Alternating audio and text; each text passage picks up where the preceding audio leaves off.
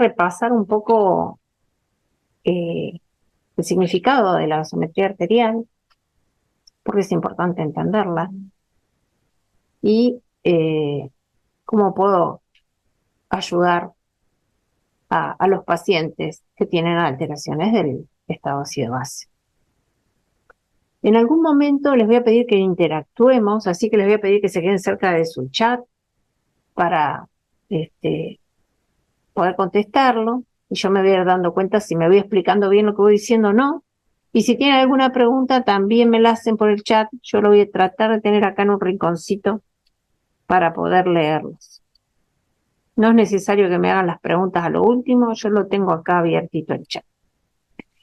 Bueno, el equilibrio ácido-base viene determinado básicamente por el ion hidrógeno. El ion hidrógeno es un ion cargado eléctricamente, más específicamente se llama catión porque es positiva. Todos los iones cargados positivos se llaman cationes, y los iones cargados negativamente, como por ejemplo el cloro, que es negativo, se llaman aniones. ¿Y el hidrógeno dónde se produce? Se produce en los tejidos, en las células. Las células, producto del metabolismo, producen hidrogeniones, que son ácidos. Y siempre el hidrógeno está en equilibrio. Hay un equilibrio entre lo que se consume de hidrógeno y lo que se produce de la célula y lo que se elimina. Y cuando hay desequilibrios en el hidrógeno, es una catástrofe, porque hay alteraciones de la fisiología, fíjense, en cardiovascular, del metabolismo muscular y óseo y la oxigenación tisular. El valor normal del ion hidrógeno es súper difícil de entender. Miren, 0,0000. Entonces, como era muy difícil y era muy largo, alguien inventó el término pH, que es el logaritmo inverso de la concentración de hidrogeniones. Y esto trae un poco de confusión en el manejo, porque cuando aumenta el hidrógeno, baja el pH.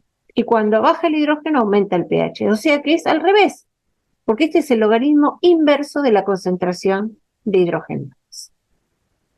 Acá está lo que les quiero representar.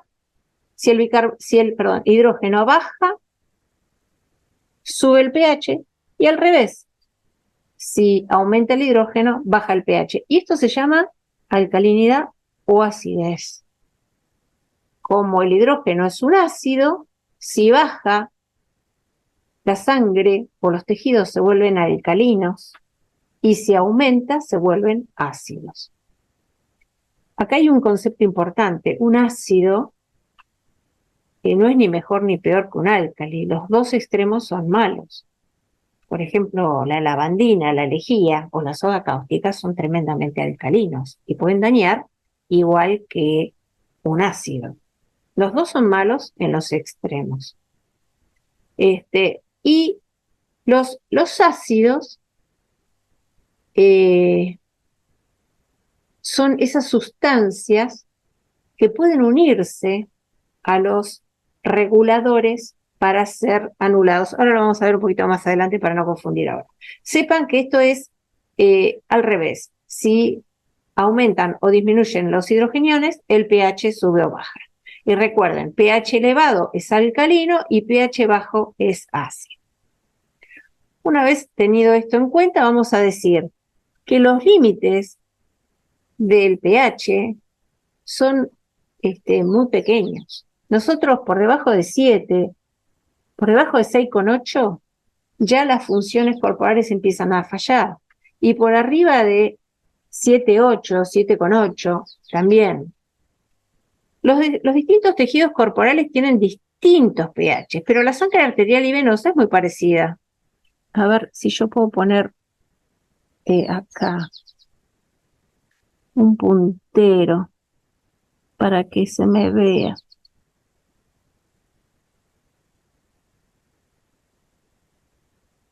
Acá está, perfecto. Entonces, tenemos que la sangre arterial y venosa es muy parecida dentro de los valores normales, y las células son un poquito más ácidas, porque es en las células donde se produce la producción de ácidos. Ahora fíjense la orina. La orina tiene la capacidad de eliminar mucho ácido, con lo cual tiene un pH de 4,5 o 5, que es súper bajo, o puede tener un pH de 8 la orina, lo cual quiere decir que el riñón está orinando bases, está orinando bicarbonato, está eliminando álcalis. ¿Por qué es esto? Porque el riñón es uno de los compensadores de los desequilibrios ácido-base, entonces tiene una amplia libertad de eliminar o reabsorber los hidrogeniones y el bicarbonato. Fíjense en el pH del ácido clorhídrico gástrico, tiene 0,8. Gracias a Dios, cuando pasa al duodeno, recibe la secreción pancreática, que es riquísima en bicarbonato, y eso hace que el pH de la secreción gástrica, del contenido gástrico, suba y no altere y no lesione los otros tejidos. Acá vamos a hacer una diferencia entre el término acidemia y alcalemia y acidosis y alcalosis. Yo si corro, por ejemplo, un maratón, puedo tener acidosis y acidosis, por ejemplo. ¿Por qué? Porque mis tejidos, mis músculos, generan más cantidad de ácidos porque aumenté el metabolismo. Pero esta alteración rara vez va a cambiar el pH, porque yo no voy a compensar el pH. Entonces no voy a tener acidemia. Pero sí tengo un proceso que genera acidosis. Entonces, acidosis y alcalosis son los procesos fisiopatológicos, y acidemia y alcalemia, como la palabra lo dice, emia es sangre, es la variación de hidrógeno en sangre. Sepan estos conceptos, nosotros ahora en la charla vamos a hablar indistintamente de una cosa o la otra. Hay, ante los cambios del hidrogenión, sistemas que defienden, sistemas de amortiguación. Los sistemas que actúan en segundos son el sistema del bicarbonato, que el bicarbonato anda en la sangre, ahí felizmente, y cuando detecta un hidrógeno, se une al hidrógeno para anularlo. Los fosfatos y la hemoglobina también son reguladores. Y esto, como está en la sangre o inclusive intracelular, actúan rápidamente. Después tenemos otros dos grandes amortiguadores, o se llaman tamponadores o buffer, que son los pulmones y los riñones. Los pulmones actúan en minutos y los riñones actúan en horas o días, porque son sistemas que tardan en regular el equilibrio ácido-base. Los pulmones, modificando el volumen minuto respiratorio, en minutos ya modifican el componente que es el dióxido de carbono. Ustedes saben que el dióxido de carbono, cuando yo hiperventilo, aumento mi volumen minuto, lo puedo disminuir. Y cuando yo hipoventilo, aumento la CO2. Y la CO2, ahora vamos a ver, que tiene mucho que ver en el equilibrio ácido-base. Y que la CO2, ya le voy adelantando, es el componente ácido de la ecuación del equilibrio ácido-base. ¿Y el bicarbonato qué es? El bicarbonato es el compuesto base o álcali de la ecuación del equilibrio ácido-base. Entonces, los riñones, ¿qué hacen? Excretan o reabsorben bicarbonato. Y el pulmón elimina o retiene CO2. Esto es lo que hacen estos dos grandes sistemas amortiguadores del pH. Este señor Henderson empezó a estudiar esto del equilibrio ácido-base y con Hasselbalch estudian esta relación. Ellos determinan que el pH depende de la concentración del bicarbonato y de la PCO2. Entonces, para simplificar la cuenta, acá abajo la pueden ver, el pH es el bicarbonato dividido la PCO2. O sea, no es exactamente así, la cuenta más completa está arriba, pero para poder entender. El bicarbonato es manejado por el riñón, este es el componente metabólico, y la PCO2, que es el componente respiratorio, está manejado por los pulmones. Y ahora vamos a tratar de entender cómo son las variaciones. Estos son los valores normales de pH entre 7,35 y 7,45, el bicarbonato entre 22 y 26 miliequivalente litros y la PCO2 entre 35 y 45 milímetros de mercurio. Si yo en algún momento tengo alguna variación del pH, puede ir hacia disminución del pH, que dijimos que es ácido, o aumento del pH, que dijimos que es alcalino. En cambio, el bicarbonato, cuando se mueve menos de 22 o más de 26, fíjense que se mueve en el mismo sentido que el pH. Si baja el pH, el bicarbonato también, cuando baja, produce acidez. Y el bicarbonato, cuando sube, produce alcalinidad igual que el pH. En cambio, la PCO2 se mueve al revés. La PCO2, cuando aumenta, aumenta, se forma ácido, y la PCO2 cuando baja, se transforma en algo alcalino. O sea, que el bicarbonato es proporcional al pH, porque cuando baja, los dos son ácidos, y la PCO2 es inversamente proporcional al pH, porque, por ejemplo, cuando baja, es inverso del pH, es alcalino. Ya más adelante vamos a tratar de comprenderlo mejor esto. ¿Cómo debo yo interpretar el estado ácido-base? Bueno, estos son más o menos los pasos que uno tiene que tener para interpretar el estado ácido-base. Hay muchos más, hay gente que lo estudia mucho mejor este tema, pero nosotros, para simplificarlo, con estos pasos nos alcanza y nos sobra. Lo primero que tenemos que ver es la preanalítica. ¿Cómo saco la muestra? Nosotros que trabajamos en cuidados intensivos, sabemos que es muy importante este momento. Si yo recién bañé a mi paciente, lo aspiré, estuvo corcoveando arriba de la cama, excitado, peleándome con el respirador, y viene la extraccionista y le saca la sangre ahí, seguramente le va a dar mal. Y es importante que nosotros cuidemos ese momento, porque el médico va a tomar conducta con ese gas. Entonces es muy importante que lo saquemos cuando el paciente está estabilizado, lejos de las aspiraciones, lejos de las modificaciones de la FiO2, o sea que haya pasado un tiempo para que se acomode. Otro tema es la jeringa con heparina. Hay jeringas que vienen precargadas, pero el que no la tiene precargada la tiene que impregnar con heparina, pero apenas. O sea, la tiene que cargar apenas con heparina, mover el émbolo en la jeringa y tirar todo el exceso, o sea que queda una mínima cantidad, porque el exceso genera acidosis. Es una falsa acidosis. Otra cosa que deberíamos hacer, que no lo hace nadie, pero nosotros hemos tenido alguna complicación por esto, es el test de Allen, para ver si nosotros podemos punzar las arterias radiales a cualquiera. Ustedes saben que la mano es irrigada por la arteria radial, pero también la arteria cubital. Y en muchas personas la arteria cubital no tiene buena irrigación. Entonces, el test de Allen consiste en pedirle al paciente que apriete la mano. Esto en pacientes críticos es difícil de hacer, pero se puede hacer con un sensor de oximetría.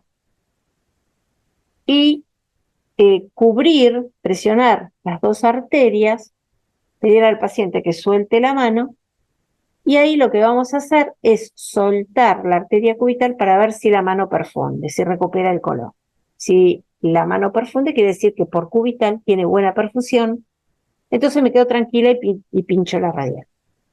Esto que en todos los libros lo dice, nadie lo hace. Nosotros en algún momento hemos tenido un problema de perfusión en la mano por esto, pero sépanlo que es importante. Y después, una vez que tengo la muestra, si yo analizo dentro de los 30 minutos, no necesito refrigerar. Lo ideal es lo saco y lo llevo. Lo saco y lo llevo. Sepan que cuanto más tiempo pasa, más modificaciones tengo en los gases. Y si se va a tardar mucho, hay que guardarlo en la heladera. No es lo ideal, pero hay que guardarlo en la heladera. Y ahora sí, vamos con el primer paso cuando yo interpreto un ácido base. Tiene que coincidir con el paciente que estoy viendo. Tiene que coincidir el gas con la clínica del paciente. Ustedes me van a decir, sí, pero nosotros no nos equivocamos, pero no es que uno se equivoque, no se equivoque, pasan muchas cosas en el medio, a veces se cambian las muestras en un laboratorio, a nosotros nos pasa todo el tiempo, o no se rotulan bien, o a veces estoy tomando decisiones con una muestra de hace 5 horas, o sea que el tiempo también sea el adecuado. Nos pasa que nos lo mandamos al laboratorio y el médico tiene tanta cantidad de trabajo que no mira la gasometría, la mira 5 horas después y toma decisiones de algo que pasó antes y que capaz que ya estaba resuelto. El otro paso que tenemos que hacer es definir el trastorno primario. O sea, si yo tengo un pH que está alterado, tengo que definir si tiene alcalemia o acidemia. Entonces sabemos que el pH mayor de 7,45 es alcalemia y menos de 7,35 es acidemia. Y después tenemos que ver el componente. Entonces yo les traigo este cuadrito que es bastante sencillo, que me dice que si yo tengo alcalemia, miro la parte PCO2, la respiratoria, y miro la metabólica. Si la PCO2 es baja, la alcalemia es respiratoria, y si el bicarbonato es alto, la alcalemia es metabólica. Y al revés con la acidemia.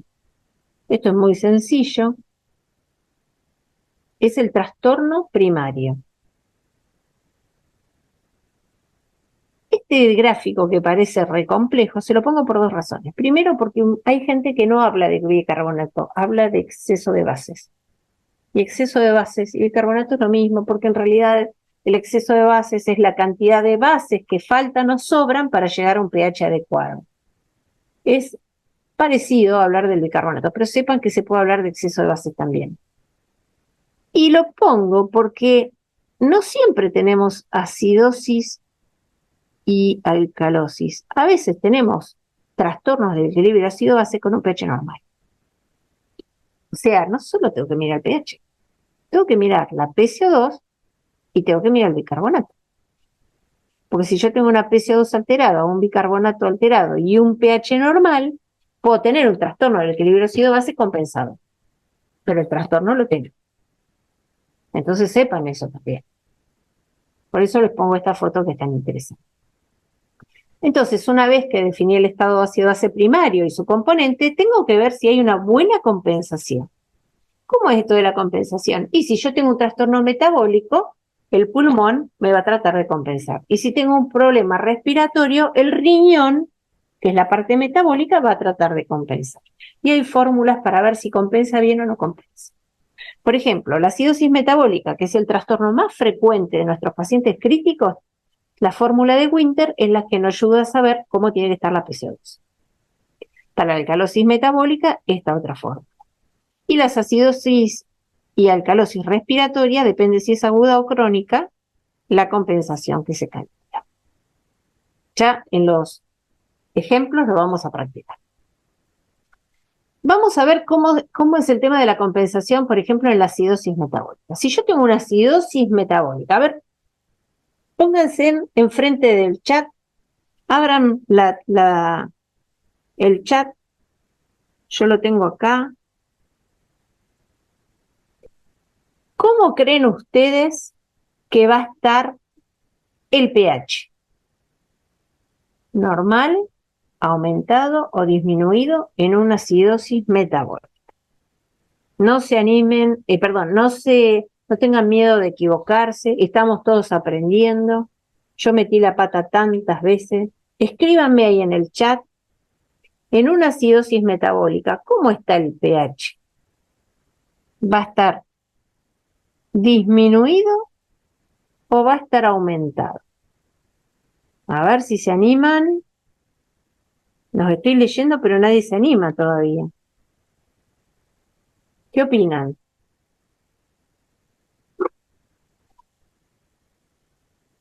La palabra les dice, miren, acidosis, y de este lado el pH ácido, ¿cómo va a estar?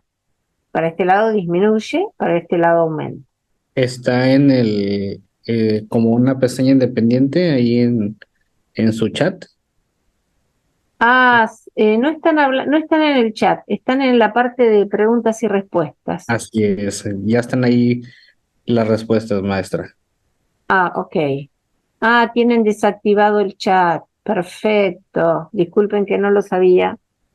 Y dicen disminuido. Perfecto, perfecto. Está disminuido el pH. Entonces, en la acidosis metabólica tengo el pH disminuido. ¿Cómo voy a tener el bicarbonato? A ver, esto tiene que ser dinámico, ¿eh? Dinámico. Disminuido, dice Nati. Muy bien. Entonces, ustedes sigan escribiendo, a ver qué opinan. ¿Están todos de acuerdo? En la acidosis metabólica, ¿cómo va a estar el bicarbonato?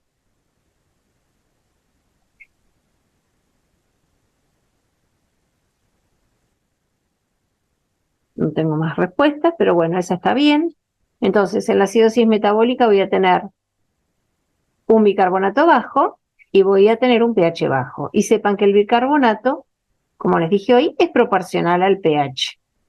Ahora, si yo tengo un trastorno metabólico, el pulmón tiene que salir a compensar. ¿Cómo creen ustedes que va a ser la compensación? ¿El APCO2 va a disminuir o va a aumentar? Acá los quiero ver. Está difícil esta, ¿eh? A ver, la PCO2 aumenta, aumenta, aumenta. Bueno, si la PCO2 aumenta, ustedes ven mi mouse, ¿verdad? Si la PCO2 aumenta, se viene para este lado, y yo les dije hoy que la PCO2 es un ácido. Si la PCO2 aumenta, me aumenta el ácido. Esto colabora más con la acidosis metabólica. Y yo quiero el efecto contrario, quiero que me lo compense. O sea, que si mi trastorno es metabólico y va hacia la acidez, yo quiero que mi pulmón vaya hacia lo contrario, hacia la alcalinidad. ¿Se entiende? Entonces, a ver, reformulemos. ¿Cómo hace el CO2 para ir a la alcalinidad? ¿Disminuye o aumenta? ¿Qué les parece? Recuerdan que la PCO2 es el componente respiratorio, que yo lo puedo modificar si modifico la frecuencia respiratoria, si modifico el volumen minuto. Disminuye, muy bien. Ahora sí, la compensación respiratoria es el efecto contrario. Estos dos son ácidos y la PCO2 va a ir a la alcalinidad. Esa es la respuesta. Yo, cuando hiperventilo, o sea, mi centro respiratorio, cuando detecte el ácido, va a empezar a hiperventilar y va a bajar la PCO2. Cuando baje la PCO2, elimina ácidos. Recuerden que la PCO2 es el componente ácido de la fórmula. No es que la PCO2 en sí sea un ácido, sino que en el cuerpo se comporta como un ácido porque se une al agua y forma ácido carbónico. Entonces, recuerden, la PCO2 es el ácido y el bicarbonato es la base. Entonces, si esto baja, elimino ácidos. Muy bien. Vamos a hacer otro ejemplo. Ahora tengo una acidosis respiratoria. Respiratoria. Acidosis. ¿Cómo va a estar el pH en la acidosis respiratoria? Los leo. ¿Cómo va a estar el pH en la acidosis respiratoria? Va a estar disminuido, que es hacia la izquierda, o va a estar aumentado, que es hacia la derecha. A ver, ahí tengo una respuesta. Dice disminuido. Muy bien. Si yo tengo acidosis, el pH va a bajar. Perfecto. Respiratoria. O sea, que se va a modificar la PCO2. ¿Hacia dónde se va a modificar la PCO2? Hacia aumentar, hacia la derecha, o hacia la izquierda, disminuir. A ver, ahí tengo otra respuesta. Aumentar. Muy bien. O sea, que la PCO2 se va a mover a la derecha, va a aumentar, va a producir acidez. ¿Se acuerdan? PCO2 es un ácido, si aumento tengo acidosis. El pH va a bajar porque es ácido. Y la compensación metabólica, ¿cómo tiene que ser? ¿Tiene que ir hacia lo ácido o tiene que ir hacia lo alcalino? Y siempre la compensación es al revés. A ver, ¿qué opinan ustedes? ¿Tiene que disminuir o tiene que aumentar el bicarbonato? ¿Qué opinan? Los leo, ¿eh? Acá Claudia está full. A ver, ahí apareció otra respuesta. Tiene que aumentar. Brillante. Entonces, la compensación metabólica es aumentar el bicarbonato, que es alcalino, para compensar esta acidemia. Ven que la PCO2 es inversamente proporcional al pH. Cuando la PCO2 aumenta es ácida y el pH disminuye. Y siempre la compensación es en el mismo sentido que el trastorno original. Si me aumenta la PCO2, me tiene que aumentar el bicarbonato. En el ejemplo anterior, vamos al ejemplo anterior, acidosis metabólica, me baja el bicarbonato, me tiene que bajar la PCO2. O sea que las compensaciones son en el mismo sentido. Muy bien, eso con respecto a las compensaciones. Pero a veces las compensaciones no son adecuadas. A veces las compensaciones se pasan o se quedan cortas. Y esos son los trastornos mixtos. Entonces, si es mayor o menor de la esperada, puedo tener una acidosis o una alcalosis agregada. Y a veces hasta 3 estados se pueden superponer. Por ejemplo, yo puedo tener una acidosis metabólica inicial, me paso de resucitación y lo transformo en una alcalosis metabólica y a su vez tengo una acidosis respiratoria. Ha pasado que tenemos esos 3 trastornos en un mismo paciente en un mismo momento. Pero bueno, para redondear, si la compensación no es la esperada, ahí tengo un trastorno mixto y tengo que ver cuál es. Ya en el ejemplo lo vamos a dar. Y si el paciente, el trastorno primario es una acidosis metabólica, que les repito, es el trastorno más frecuente en cuidados intensivos, tengo que calcular el anión gap o brecha aniónica. ¿Qué es esto del anión gap? El anión gap se basa en la ley de la electroneutralidad, que nos dice que en el cuerpo tenemos cargas positivas que son iguales a las cargas negativas. Nosotros tenemos iones en los distintos espacios corporales, pero en todos lados las cargas positivas son iguales a las cargas negativas. Ahora bien, las cargas positivas, tengo sodio, potasio, magnesio, tengo un montón de cuestiones, cationes con carga positiva, pero para hacer números redondos y hacerlo fácil para el clínico, se calcula solo con el sodio. Y los negativos, el cloro es el más frecuente, el más abundante, el bicarbonato también es, y hay un grupo que no se pueden medir que se llaman anion gap o brecha aniónica, porque están del lado de los aniones. Normalmente el anion gap, esta es la fórmula, sodio menos, sodio menos cloro más bicarbonato. Esta es la forma de sacar el anion gap. Y normalmente este anion gap es de 12 más menos 2 miliequivalentes, o sea, de 10 a 14 miliequivalentes. Estos son los aniones que no se pueden medir. ¿Qué pasa en la acidosis metabólica? Hay situaciones donde aparecen nuevos ácidos y aumenta el anión gap. Voy a dar un ejemplo básico que tenemos todos en nuestras terapias. Una cetoacidosis diabética. La cetoacidosis diabética tiene un metabolismo diferente y produce ácidos, cetoácidos. Entonces aparecen en el cuerpo estos ácidos nuevos, el bicarbonato trata de compensarlos, por lo eso disminuye y el anion gap aumenta. Entonces, siempre que tenemos un anion gap aumentado es porque aumentaron los ácidos y disminuyó el bicarbonato.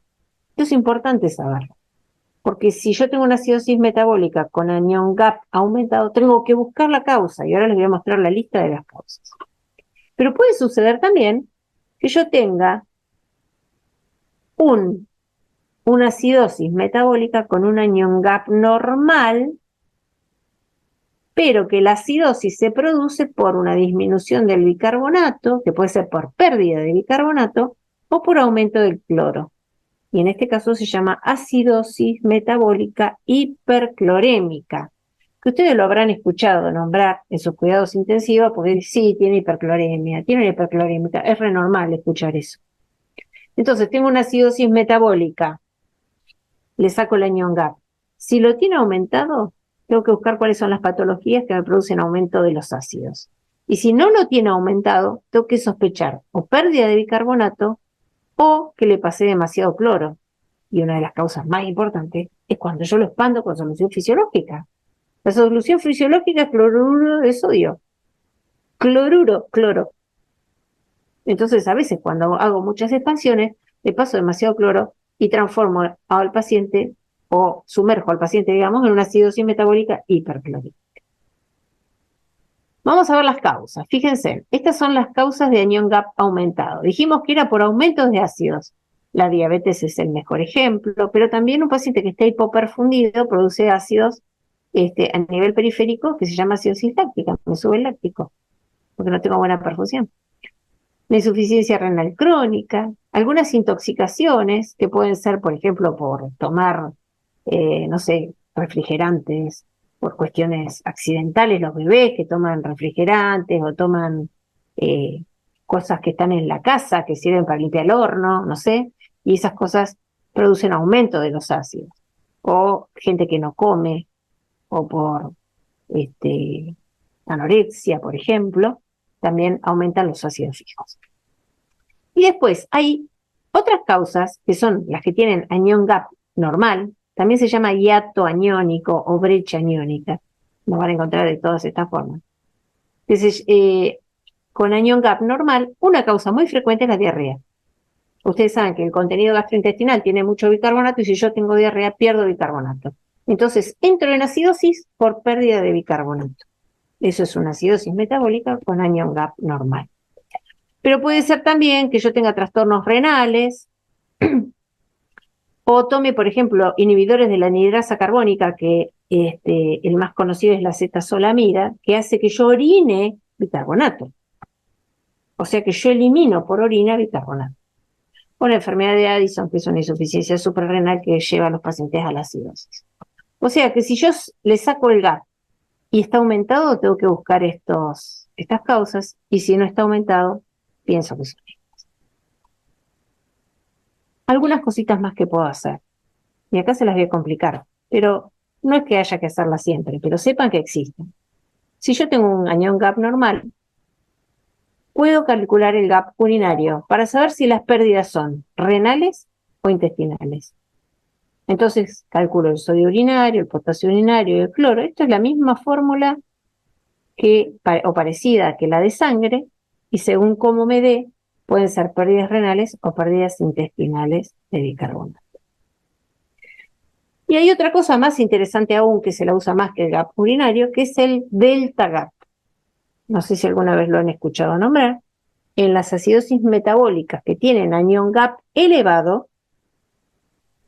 uno usa el delta GAP para ver si está bien con su resucitación del paciente o se ha pasado, como muchas veces nos pasa. Vamos a volver al mismo ejemplo de la cetoacidosis diabética. Yo tengo un paciente con una acidosis metabólica con un anión GAP aumentado, porque tiene presencia de cetoácidos. Yo lo empiezo a resucitar, le empiezo a dar líquido, le pongo insulina, le pongo potasio, y en algún momento le saco el delta GAP, y si el delta GAP me da muy alto, me he pasado de resucitación y lo he llevado a la alcalosis metabólica. Para esto sirve básicamente el delta GAP. O si me quedé corto con la resucitación, o si es muy bajo, puedo estar desarrollando una hipercloremia por exceso de resucitación. El delta GAP se saca con el anión GAP real menos el ideal, que es 12, sobre el bicarbonato ideal menos el real. Esto se lo usa bastante también en los cuidados intensivos, sobre todo para guiar la resucitación.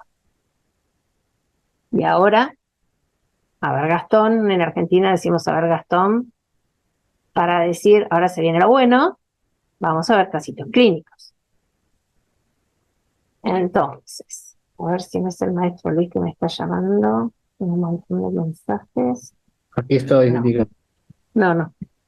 Pensé que me estaba marcando el tiempo. Luis, me avisas cuando me queda 10 minutitos. Claro que Vamos sí. al caso clínico número 1. Pónganse en el chat y vamos a trabajar. Un hombre de 44 años de edad consulta a la guardia por un cuadro clínico de 2 días de evolución consistente en diarrea, 7 episodios al día. Pobre hombre. En el examen físico se evidencian signos claros de deshidratación. Le hacemos el laboratorio, tiene un sodio más o menos normal, ha perdido bastante potasio, 2,9, el cloro está bien, la urea normal, la creatinina apenas elevada, y los gases pH 720, PCO2 25, bicarbonato 10 y la PO2 93. Entonces les recuerdo acá, primero hay que ver si el paciente y los gases son compatibles. ¿Qué les parece a ustedes? ¿Son compatibles estos gases con este paciente? ¿Puede este paciente tener 720 de pH? ¿Qué les parece a ustedes? ¿Puede haber perdido potasio? A ver, los leo. A mí me parece bastante, o sea, el paciente está bastante mal, 720, ¿no? Está bastante mal, pero puede ser que un paciente este, tenga esa gasometría. ¿No se animan? Bueno, puede ser, sí, puede ser que tenga esta gasometría. Ahora vamos a diagnosticar el trastorno ácido base primario. Entonces, para ayudarlo, les traje el cuadrito y les pongo acá los gases. ¿Cuál es el trastorno primario? ¿Alcalemia o acidemia? ¿Qué opinan? 720 tengo de pH. Me puse la ayuda en el pizarrón. Así que díganme, a ver, ¿qué opinan? ¿Es ácido o es alcalino este pH? Los leo.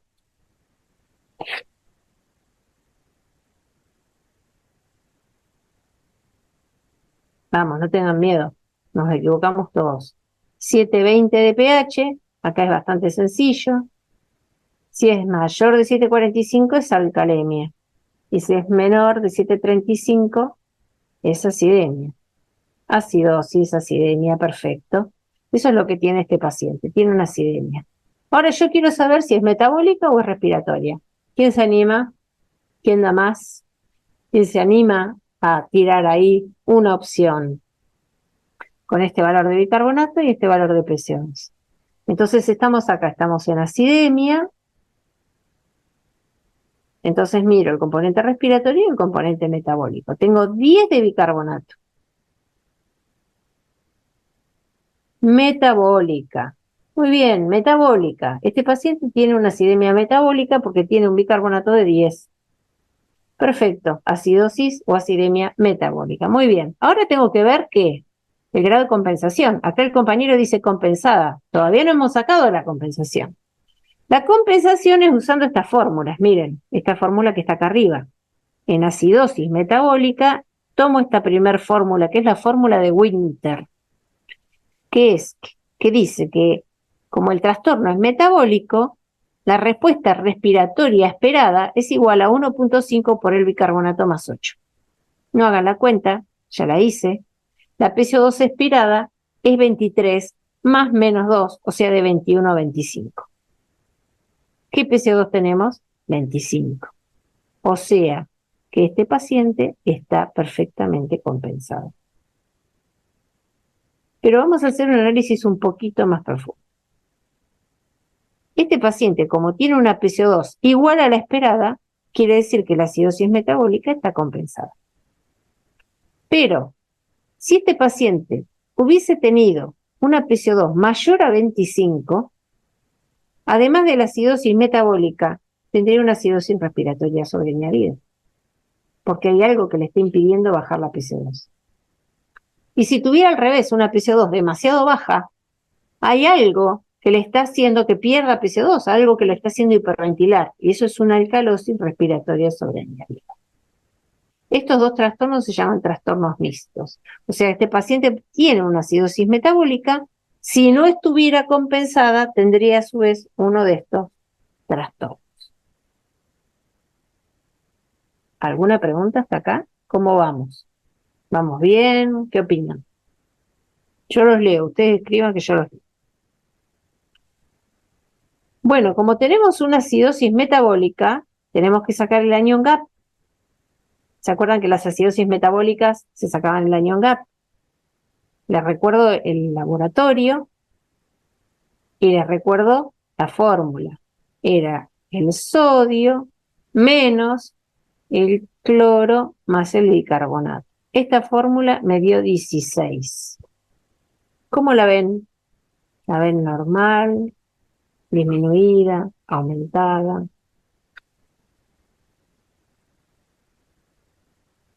A ver qué han escrito.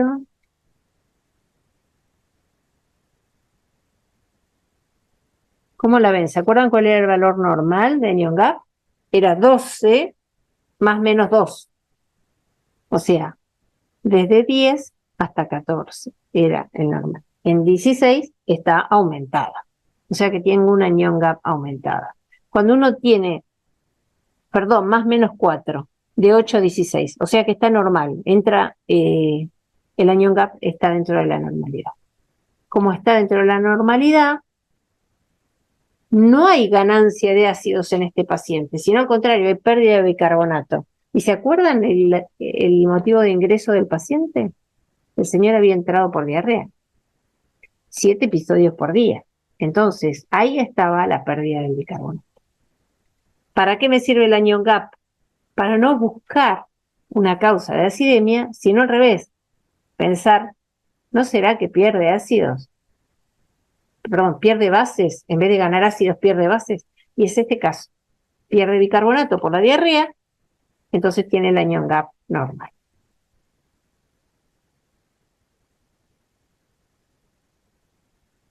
La causa es la pérdida de las bases. Yo no voy a salir a buscar otra causa, porque la causa está bien clara, y ese es el trastorno solamente. Otro caso, una mujer de 20 años mandada por su médico de cabecera por presentar desde hace varias semanas una clínica muy inespecífica de debilidad generalizada, mialgias, calambres y episodios compatibles con espasmos carpopedales, espasmos en la mano y en los pies. El laboratorio no está muy complicado, urea y creatinina normal, sodio también, el potasio está muy bajo, el calcio está normal, estos son los valores de referencia. El calcio bajo puede dar estos espasmos y puede dar calambre, pero no es el caso, no tiene el calcio bajo y el fósforo también lo tiene normal. Y tiene esta gasometría. A ver si se animan a interpretarla. Le pongo la ayuda y le pongo le pongo los valores. ¿Qué tenemos? ¿Una acidemia o una alcalemia?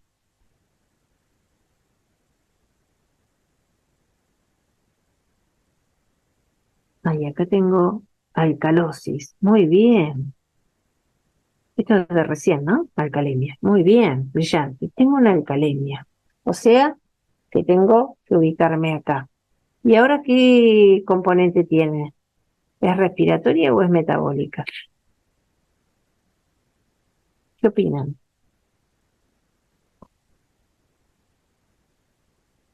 Hay que seguir el cuadrito. Metabólica. Tania está a full. Muy bien, Tania. Tenemos una alcalemia metabólica. O sea, que este paciente ha aumentado su bicarbonato por distintas situaciones, pero le aumentó mucho el bicarbonato, la verdad que mucho, ¿no? Y modificó mucho el pH. El bicarbonato aumenta el pH, son directamente proporcionales, ¿se acuerdan? Entonces, una vez que tengo definido el trastorno primario, tengo que ver si compensa. ¿Qué compensación tengo? Busco la fórmula. Como es una alcalemia metabólica, esta es la fórmula. Estas fórmulas nadie las sabe de memoria, todas las tienen escritas por ahí en algún cuadernito. La fórmula esperada es esta y la PCO2 esperada es de 35 a 39. ¿Y qué PCO2 tengo? 44. ¡Epa! Acá tengo un problema. Acá la PCO2 no es la esperada. O sea que mi centro respiratorio le tendría que haber dicho al paciente que limpie un poco más CO2 y no lo hace. Brillante, Claudia, tengo un trastorno mixto. ¿Cuál es el trastorno mixto que tengo añadido? Que en vez de tener una PCO2 de 38, tengo un 44, la tengo más alta. Bueno, los ayudo. Si la PCO2 hubiese sido igual a la esperada, tengo una alcalosis metabólica compensada. No es el caso. No. Si la PCO2 es mayor que la esperada, tengo la alcalosis metabólica más la acidosis respiratoria, trastorno mixto, como bien dijo Claudia. Y si la PCO2 hubiese sido menor, tengo una alcalosis respiratoria asociada. Pero como es mayor, tengo una acidosis respiratoria. O sea, tengo la alcalemia metabólica más la acidosis respiratoria.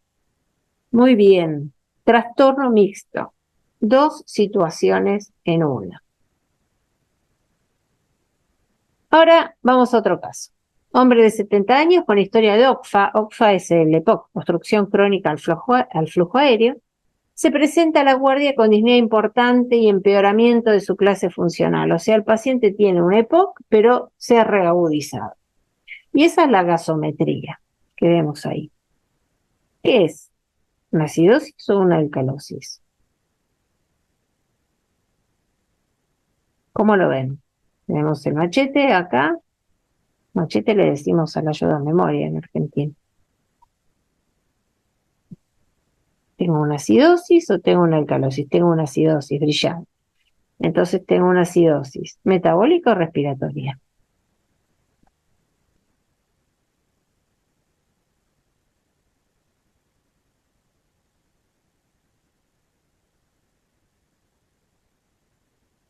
A ver, ¿se animan a...? Fíjense, en la PCO2 está elevada. Si venimos acá está el problema, ¿no? Respiratoria. Claudia está a full, brillante. Entonces tengo una acidosis respiratoria. Esto pega con el paciente, porque los pacientes OCFA o EPOC habitualmente tienen acidemia respiratoria. Lo que pasa con el paciente EPOC, les cuento, viven con la PCO2 alta por la vida, reteniendo CO2. Entonces, para no vivir con un pH mal, empiezan a aumentar el bicarbonato para compensar esta PCO2 elevada, lo empiezan a aumentar y normalizan el pH. Eso es un EPOC compensado. O sea, tienen una acidosis respiratoria, pero como aumenta el bicarbonato se compensan y andan por la vida con una PCO2 que siempre es alta. Pero a veces cuando una infección respiratoria o algún problema o un infarto o algún factor desencadenante se suma, aumenta más la PCO2 y ahí sí baja el pH. Tengo una acidemia respiratoria. Muy bien, brillante. ¿Cuál sería la compensación? Bueno, acá se complica un poco, porque las complicaciones de la acidemia respiratoria dependen si es aguda o crónica. Si es aguda, si empezó hace menos de 48 horas el problema, tengo esta fórmula, y si hace más de 48 horas, tengo esta otra fórmula. Yo para no armar lío, hice las dos, y fíjense, en el bicarbonato, si es algo agudo, modifica solo 2 puntos, y el bicarbonato, si la insuficiencia respiratoria es crónica, modifica 8. Esto es la cantidad de equivalentes que tiene que modificar, de lo normal, digamos. Y este paciente tiene 27 de bicarbonato. Para un normal máximo de 26, está dentro de los 2, si fuera aguda, está dentro de los 2 que tiene que modificar. O sea que está bien compensado. Ahora, acá vienen las preguntas. Lo conecto, este paciente aumentó la insuficiencia respiratoria, me bajó bastante el pH, lo conectó a ventilación mecánica. Ustedes son de cuidados intensivos, ¿verdad? Quiero entender. Si no, me estoy metiendo en camisa 11 varas. Lo estoy ventilando en ventilación controlada por volumen, con un volumen corriente de 450, una frecuencia respiratoria de 12, una PIB de 8 y una FIO2 de 50%. Y a la hora, estos son los gases previos, a la hora le hago una gasometría y me da que mejoró un poquito el pH de 7.24 a 7.26. La PCO2 bajó un poquito, pero casi nada. La PO2 está bien y el bicarbonato está igual. Entonces yo ahora les hago una pregunta. El paciente todavía no está bien. ¿Cuál es el objetivo que yo tengo que perseguir acá, en este paciente? Mejorar el pH, mejorar la PCO2, mejorar el bicarbonato. ¿Cuál de todos estos, en relación al equilibrio ácido-base, es el más importante? ¿Cuál creen ustedes? Bueno, es una pregunta difícil la que yo les estoy haciendo, pero se las voy a responder. El valor más importante es el pH, porque ese es el valor que puede producir alteración del metabolismo. Entonces, mi objetivo es este. Pero para mejorar el pH, para aumentarlo, yo tengo que modificar los parámetros del ventilador. Entonces la pregunta es, ¿qué modificaciones tengo que hacer en el ventilador para mejorar esta gasometría? Yo tengo una acidosis, acidemia respiratoria.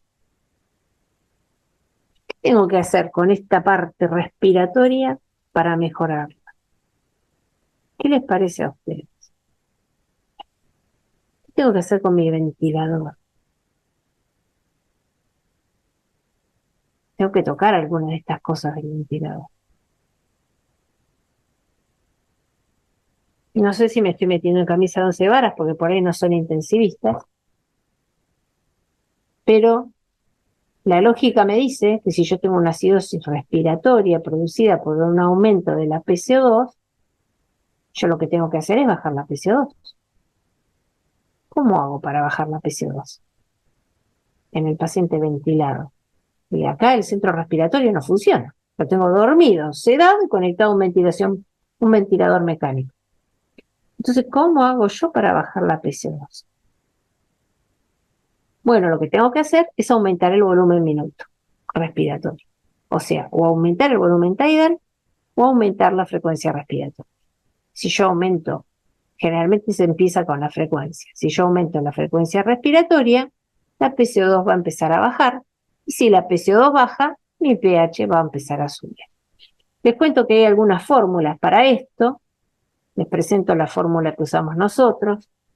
Para saber qué frecuencia respiratoria la tengo que poner, pongo la frecuencia respiratoria actual por la PCO2 actual sobre la PCO2 esperada.